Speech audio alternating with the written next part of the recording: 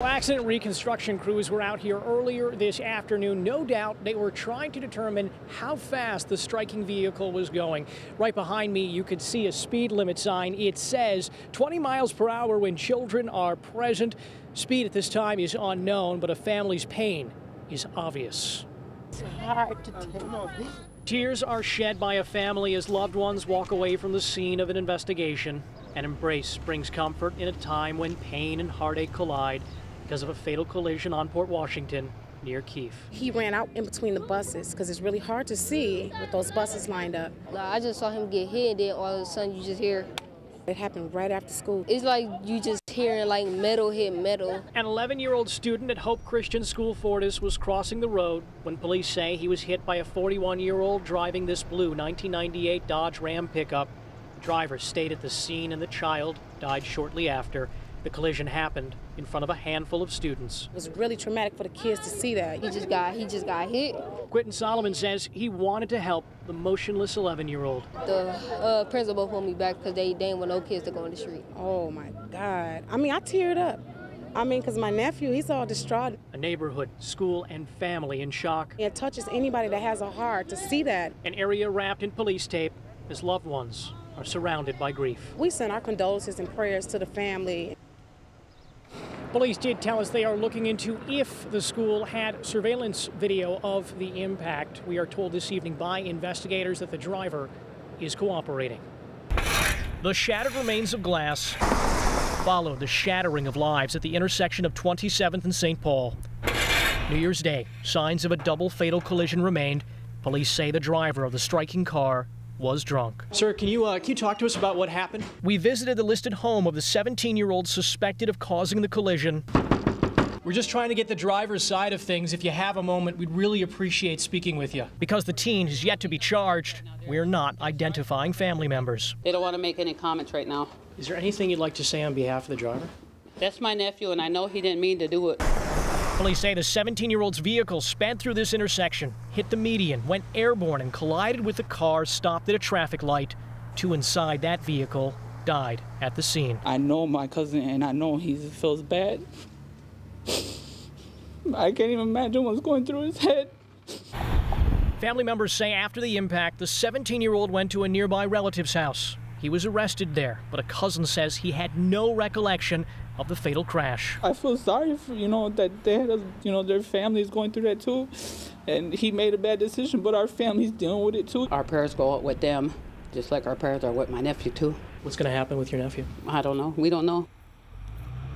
According to online court records, the 17-year-old was cited for being a minor in possession of alcohol this past summer, but he has no adult criminal record.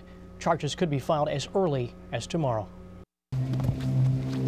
Of all the steps taken, one can take Downer to Maryland. Of all the blocks covered, Farwell to Maryland.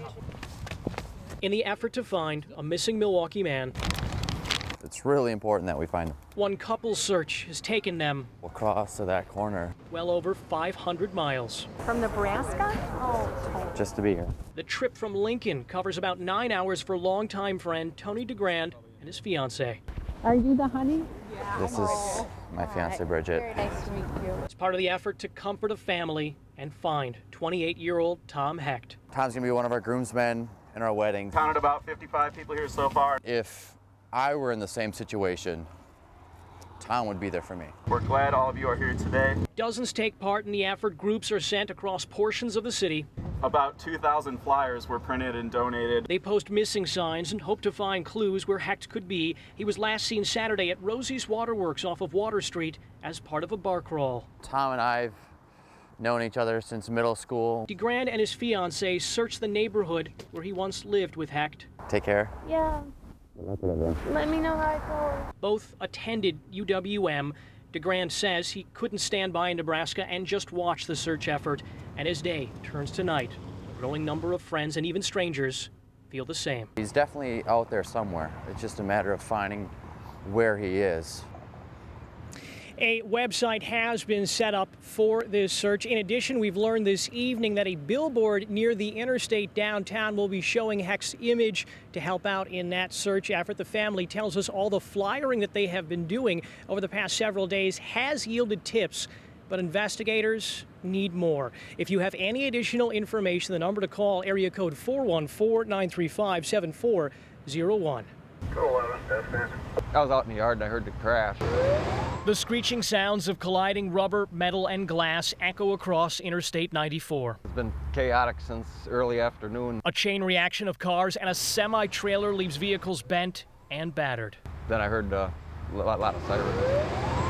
Just get out of the way. Some of the people inside in desperate need of care.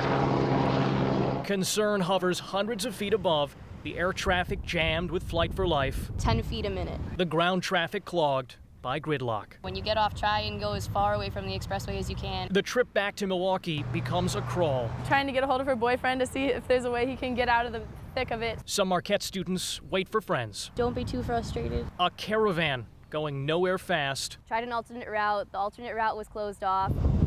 Even detours needed alternate routes. I think that's where the other accident was, like a few blocks down. 211, go ahead. Another crash diverts already diverted traffic. It was blocked off. Nobody could go through. It's not going to do me any good. They're backed up all the way. The somber scanner sounds of at least 2 crash scenes, muffled by the dull roar of traffic backed up for miles and slowed for hours. We'll see you when we see you, I guess. The Department of Transportation reports traffic was at least slowed for about 5 hours.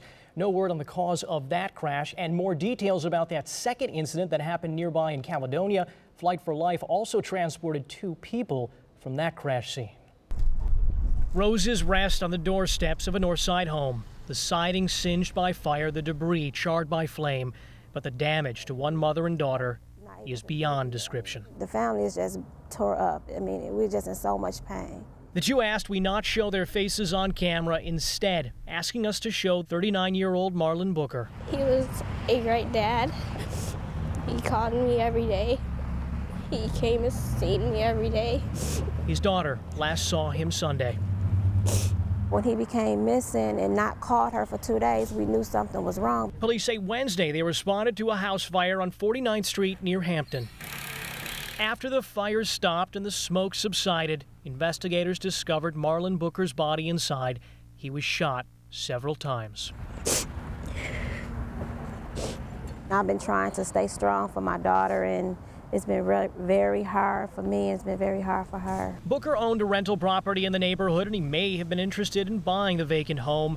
Family is certain the fire was intentionally set. I don't know of him having any enemies or anything like that. But they remain unclear about what motivated the murder. We have no idea why he even ended up missing. I hope they get caught. I hope the police find who did this and justice is served and they pay for what they did and how they hurt our family.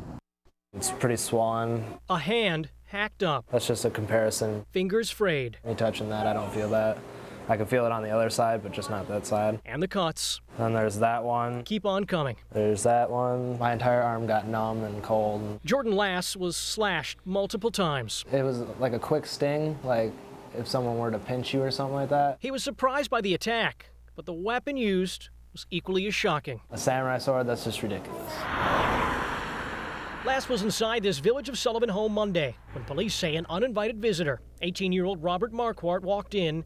Lass says he was hanging out with Marquardt's ex-girlfriend. She moved on. Marquardt did not. He was just insanely jealous. According to the criminal complaint, Lass received 5 lacerations and other injuries requiring 19 stitches, all caused by a weapon described as a blunt-edged sword. Like maybe that. About 4 feet long. I was bleeding out.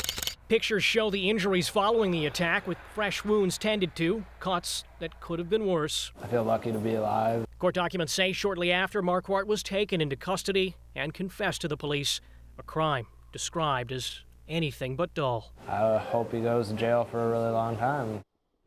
Lass says it'll be about 2 weeks before he's fully recovered. If convicted on the charges, Marquardt faces up to 41 years in prison.